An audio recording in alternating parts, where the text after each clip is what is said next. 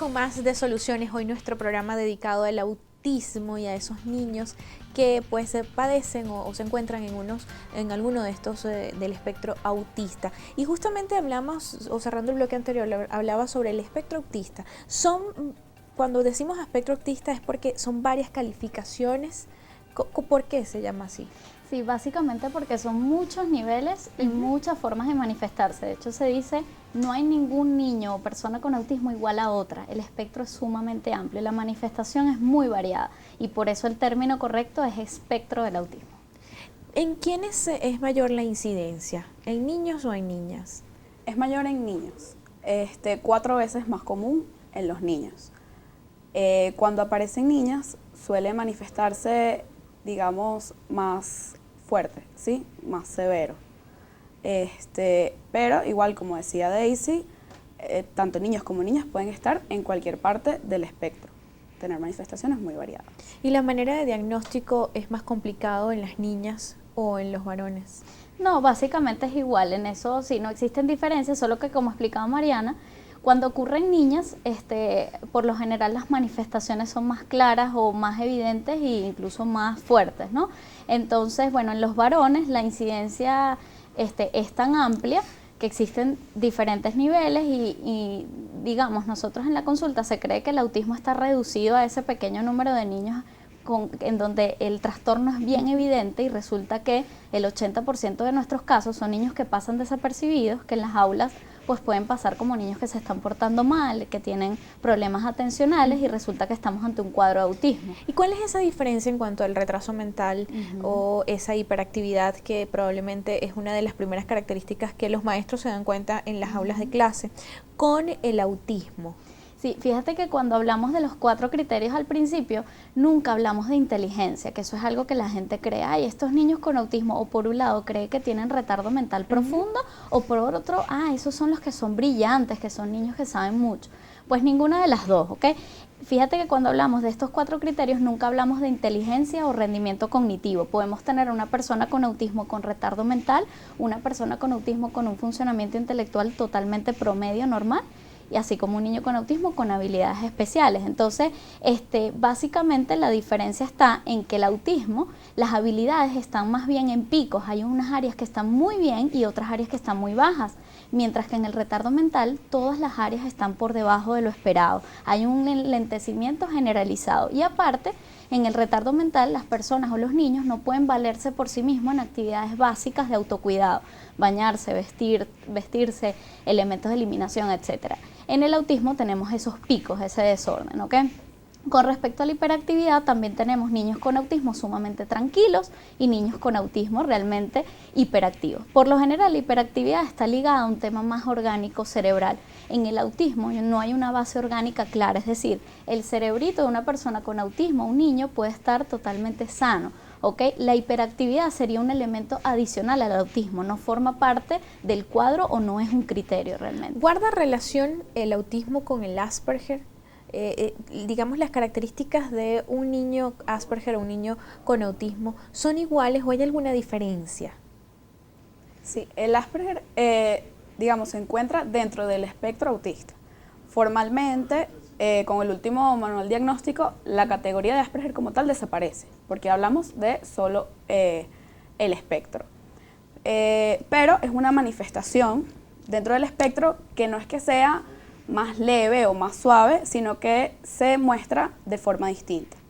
Son niños que tienden a ser muy rígidos en sus gustos, en sus intereses. No necesariamente son como estos niños prodigios, que a veces lo que estamos acostumbrados a ver en películas o series del Asperger es esto de niños súper inteligentes, no necesariamente son superdotados. Pueden tener un nivel de inteligencia promedio, pero no presentan retardo. Y tienden a ser, como estaba diciendo, rígidos tanto en sus intereses como incluso en sus movimientos corporales y en su forma de interactuar y de relacionarse con el mundo y con los demás. ¿Guarda relación el autismo con alguna otra patología o otra enfermedad? Mira, si bien, bueno, lo que decimos siempre hay que hacer un diagnóstico diferencial entre de repente trastornos de personalidad esquizoides, por ejemplo, que son niños que tienden de repente a aislarse, a retraerse, pero no tienen los otros elementos del autismo, sino solo está afectado quizá la parte de socialización y obedece a un tema más emocional de estructura de personalidad, ¿ok? Ese es básicamente el diagnóstico diferencial. Y con respecto al Asperger, quisiera agregar, o como decía Mariana, que las diferencias no son cuantitativas. Se cree que el Asperger es lo más leve, no necesariamente. El Asperger, las diferencias son cualitativas, no de nivel, sino de la forma como se expresa. Y lo otro es que se cree, no, bueno, el Asperger es más suave, tiene mejor pronóstico, no necesariamente. A veces el autismo leve evoluciona mucho mejor que el síndrome de Asperger, que suelen ser mucho más rígidos, la socialización es más complicada, suelen tener quizá un solo amigo. Esa parte, entonces, bueno, ese es otro diagnóstico diferencial que se debe hacer. Y la psicosis, los trastornos más psicóticos de bipolaridad, ya desde hace algún tiempo, al principio, se confundían estos dos diagnósticos. Hoy en día se tiene muy bien claro las diferencias en cuanto a que el niño con autismo pues no tiene todos estos elementos más alucinatorios, etcétera, sino que al contrario, ellos suelen ser muy concretos, lo que está ahí, lo que pueden percibir, lo que ven, y les cuesta más bien simbolizar el doble sentido, el entender un absurdo, un chiste, por ejemplo, que eso es algo también que se conoce mucho. Pero así esa diferencia en cuanto al tema de socializar. Ajá. Las personas o los niños autistas, ellos sí socializan, sí buscan ese contacto físico que a lo mejor un Asperger no. Sí, ambos en todos los casos, pueden haber casos en que no lo busquen, pueden haber otros en que sí lo busquen, pero no tienen las herramientas para hacerlo. Entonces entran en un grupo y no saben cómo entrar, no saben cómo jugar. Esa es un poco la diferencia en cuanto me estabas preguntando, tipo diagnóstico diferencial. En el autismo hay interés por socializar, pero una vez que está no sabes cómo hacerlo, no tienes las herramientas. Entonces a veces eso no encaja en el grupo, no entiendes la dinámica del juego, te hacen trampa y no lo entiendes. Quizá en otros diagnósticos no hay el interés por socializar, eso es un poco la diferencia. A veces son indiscriminados, entonces van, por poner un ejemplo, van en la calle y se le sientan en las piernas a una persona que desconocen. Eso también es un desorden de la socialización, ese desenfreno, ese ser indiscriminado al momento de vincularse. Hablaba al inicio del programa, cuando estábamos conversando sobre esas características del autismo, sobre los elementos sensoriales. A mí me llamaba la atención que decía, pues, pueden a lo mejor darse un golpe y no sentirlo, tiene que ser muy fuerte para que realmente, pues, tengan una reacción. ¿Esto por qué pasa? Bueno, nosotros es importante saber que no tiene que ver con elementos a nivel del órgano, es decir, no es que tengan un problema en la piel, sino que la respuesta al cerebro, por ejemplo, del dolor o del tacto, de la propiocepción, llega muy tarde, por ejemplo.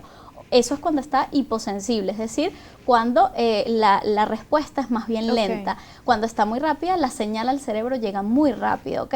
Entonces, ese desorden no se trabaja a nivel biomédico, sino a nivel de integrar sensorialmente a través de terapia ocupacional que te permite efectivamente que el cuerpo comience a tener respuestas apropiadas en tiempo a los diferentes estímulos.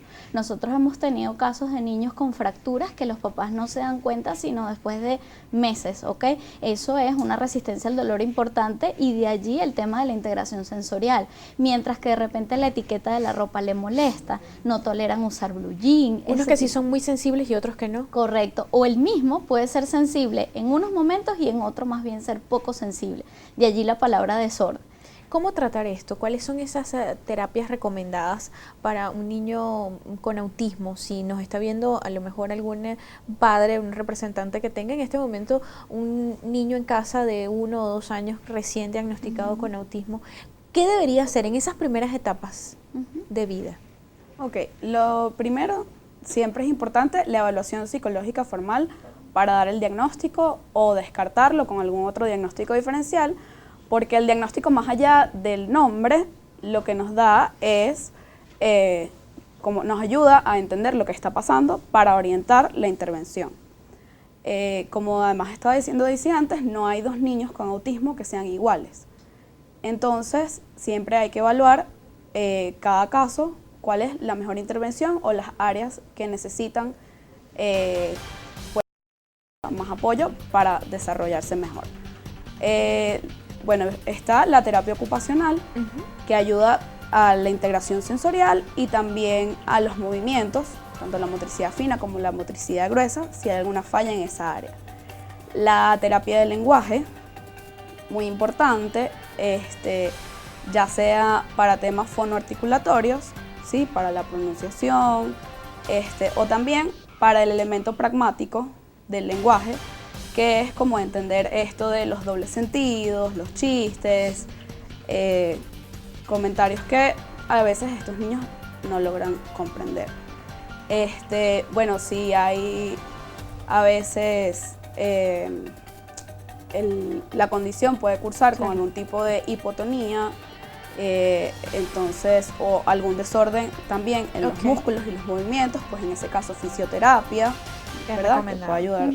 Y justamente sobre esas ayudas y esas terapias que pues son recomendadas para un niño con autismo, vamos a estar conversando en la próxima parte, porque también en nuestro país existe la Fundación Autismo en Voz Alta y justamente su gerente ejecutiva nos estará acompañando en la próxima parte. Nosotros nos toca despedir a Mariana Luengo, psicóloga, por habernos acompañado durante estos 2 bloques de nuestro programa y habernos además ayudado a entender pues sobre sobre el autismo. Además, hoy, que justamente es un día para concienciar a la población sobre el autismo y sobre todo, y además insistimos en el tema del respeto para estas personas, el respeto a sus derechos. Los derechos de una persona con autismo son iguales a el de cualquier persona, y además no solamente lo digo yo, está en la Constitución, están en nuestras leyes de la República Bolivariana de Venezuela. Hacemos otra pausa, ya regresamos.